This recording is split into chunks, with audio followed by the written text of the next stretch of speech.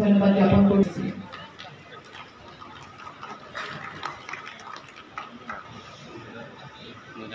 ধন্যবাদ জ্ঞাপন কৰিছো।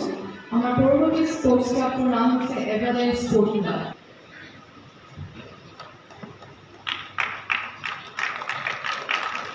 যি আমাৰ আছিল কোকৰাঝাৰ ডিষ্ট্ৰিক্টত আমাৰ কোকৰাঝাৰ ডিষ্ট্ৰিক্টত আমি 115টা ক্লাবৰ আজি যিখিনি সদস্য আছিল আপোনালোকে দেখিছে প্ৰত্যেককে মাতিছোঁ প্ৰত্যেকে আহিছে স্পৰ্টিংলি অংশগ্ৰহণ কৰিছে। ইয়াত আৰু এটা ইম্পৰ্টেণ্ট কথা হৈছে কি আমি 25টা তাৰমানে ওমেন সেল্ফ হেল্প গ্ৰুপক আমি অকণমান মানে পাইলট বেচিছত দি চাইছিলোঁ তাৰমানে, কিন্তু তেওঁলোকৰ পাৰফৰ্মেঞ্চটো খুবেই ভাল যিটো দেখিলোঁ। সেইটো কাছিয়াবাৰী বুলি কয়। কাছিয়াবাৰীৰ পৰা আমি 25টা ওমেন সেল্ফ হেল্প গ্ৰুপক আমি খুলি দিছিলোঁ, তেওঁলোকে খুব ভালদৰে ৰাখিছে।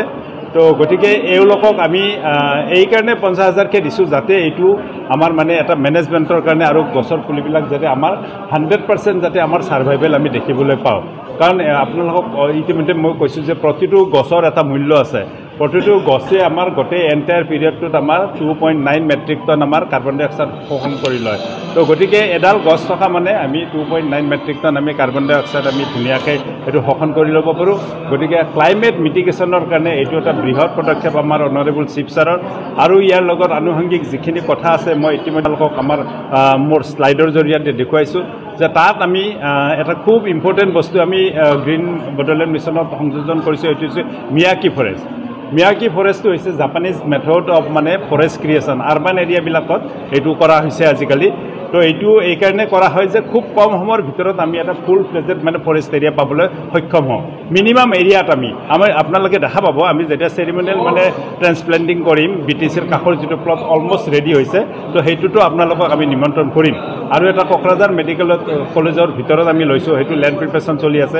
তাত যিহেতু অজস্ৰ ৰোগী যায়, গতিকে তাত যদি আমি ধুনীয়াকৈ এটা অক্সিজেন বেংক ক্ৰিয়েট কৰিব পাৰোঁ আৰু BTCত যদি এইটো অক্সিজেন বেংক ক্ৰিয়েট কৰিব পাৰোঁ তো খুব ভাল হ'ব এইটো। আৰু এইটো এটা আমাৰ মডেল যদি হয় তো এইটো আমি গোটেই BTRত আমাৰ এইটো মাল্টিপুল মানে হিচাপে আমি সম্প্ৰসাৰণ কৰিব পাৰিম। আপোনালোকে আৰু এটা ইয়াত মানে মিয়াকি ফৰেষ্টৰ কথা এটা কৈ দিওঁ যে আপোনালোকে প্ৰয়াগৰাজৰ যিখন কুম্ভ মেলা আছিলে তাতে মানে UPৰ চিফ মিনিষ্টাৰে কি কৰিছিল, প্ৰয়াগৰাজ মিউনিচিপালিটি কৰ্পৰেশ্যনৰ জৰিয়তে 58,000 স্কুৱাৰ মিটাৰ এৰিয়াত তাৰমানে তেওঁলোকে 10টা লোকেশ্যনত মিয়াকি ফৰেষ্টটো কৰিছিল। তো তাত মানে only two create the oxygen bank. Oxygen বেংকটো তেওঁলোকে ক্ৰিয়েট কৰা কাৰণ তেওঁলোকে জানে কিমান মানুহৰ সমাগম হ'ব তাৰমানে, তো কিমান চিন্তা চৰ্চা কৰি কামটো কৰিছে। গতিকে আমাৰ অনাৰেবল চিফ ছাৰৰ যিটো ভিচিয়ন সুদূৰ প্ৰসাদী, আজিয়ে গ্ৰীণ মিছন ইয়াত চেঞ্জ নহয়, কণ্টিনিউ যদি আমি প্লেণ্ট লগাইও থাকোঁ তথাপি আমাক 10 বছৰ লাগিব।